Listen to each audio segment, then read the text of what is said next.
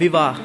जी हाँ, विवाह एक पवित्र बंधन होता है। जब भी परिवार में किसी की शादी होती है तो हर कोई बहुत ही ज़्यादा रोमांचित होता है। विवाह के दौरान कई रस्में की जाती हैं, लेकिन इनमें से कई रस्में बहुत सुंदर और अजीब भी होती हैं। भारत में ही अलग अलग जगह पर अलग अलग रीति रिवाज है, लेकिन दुनिया में कुछ जगहें ऐसी भी हैं जहाँ की अजीबोगरीब परंपराओं के बारे में जानकर आप चौंक जाएंगे। इन अजीब प्रथाओं के बारे में जानने के बाद आप ज़रूर ये कहेंगे कि ऐसा क्यों किया जाता है। तो आइए बिना देर किए जानते हैं दुनिया के कुछ ऐसे ही अजीबोगरीब परंपराओं के बारे में।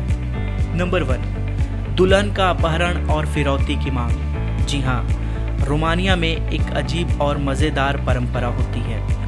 विवाह से ठीक पहले नकली अपहरण होता है। दुल्हन के दोस्त और परिवार के लोग दुल्हन का अपहरण करते हैं और उसे फ्री कराने के लिए दूल्हे से फिरौती की मांग करते हैं। शादी के बाद दूल्हे को अपने दोस्तों और परिवार को एक एक पार्टी देनी होती है। नंबर 2, नए शादी जोड़े को 3 दिनों तक बाथरूम का उपयोग करने की अनुमति नहीं होती है। जी हाँ, कुछ ऐसा ही इंडोनेशिया में टीटोंग जनजाति की परंपरा है कि नए शादीशुदा जोड़ों को 3 दिन और 3 रात तक बाथरूम का उपयोग करने की अनुमति नहीं होती है। इस समारोह के दौरान नवविवाहितों को कम भोजन और पानी मिलता है। इस रस्म के बारे में एक मान्यता यह भी है कि यह रस्म विवाहित जीवन को खुशहाल बनाती है और इस परंपरा को तोड़ना बुरा माना जाता है। नंबर 3, रोने का अभ्यास किया जाता है। अब ऐसा कौन करता है?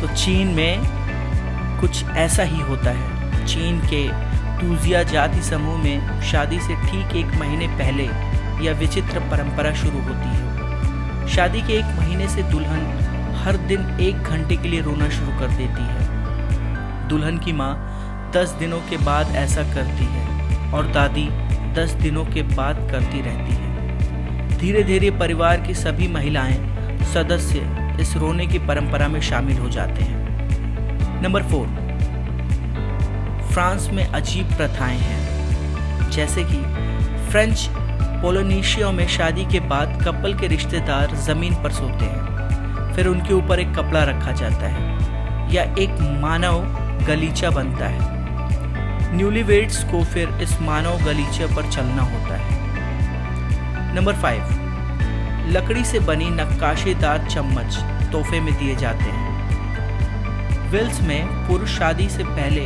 अपनी होने वाली पत्नी को लकड़ी से बने नक्काशीदार चम्मच तोहफे के रूप में देते हैं। इसके पीछे लड़के का लड़की से यह वादा होता है कि वह उसे जिंदगी में कभी भी भूखा नहीं रहने देगा। नंबर 7, लड़का और लड़की को घर से कहीं जाने की इजाज़त नहीं होती। जी हाँ, बोर्निया के एक आदिवासी इलाके में शादी वाले दिन लड़का और लड़की को घर से कहीं जाने की इजाज़त नहीं होती, यहाँ तक कि वे बाथरूम भी नहीं जा सकते। अन्य परंपराओं की तरह इसके बारे में भी माना जाता है कि ऐसा होने वाले दंपति के सौभाग्य के लिए बिल्कुल खुशहाली भरा होता है यह जीवन। नंबर 7, दूल्हा दुल्हन को शगुन के तौर पर सड़े गले अंडे, टमाटर और मछलियाँ मारे जाते हैं। जी हाँ, स्कॉटलैंड, जिस तरह भारत में शादी से पहले दूल्हा दुल्हन को हल्दी लगाई जाती है, उसी तरह स्कॉटलैंड में शादी से पहले लड़का लड़की को उसके फ्रेंड्स व रिश्तेदार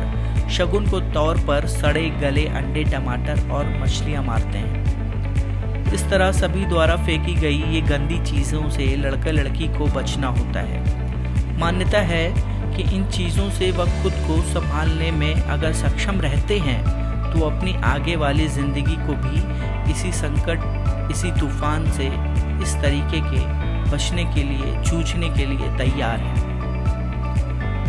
नंबर 8, ताला लगाकर चाबी नदी में फेंक दी जाती है। जी हाँ, इटली के रोम में शादी करने जा रहे जोड़ा पहले नदी के ऊपर स्थित पुल पर आता है और यहाँ आकर उन्हें एक खूबसूरत सा ताला लगा दिया जाता है और फिर उसकी चाबी नदी में फेंक देते हैं।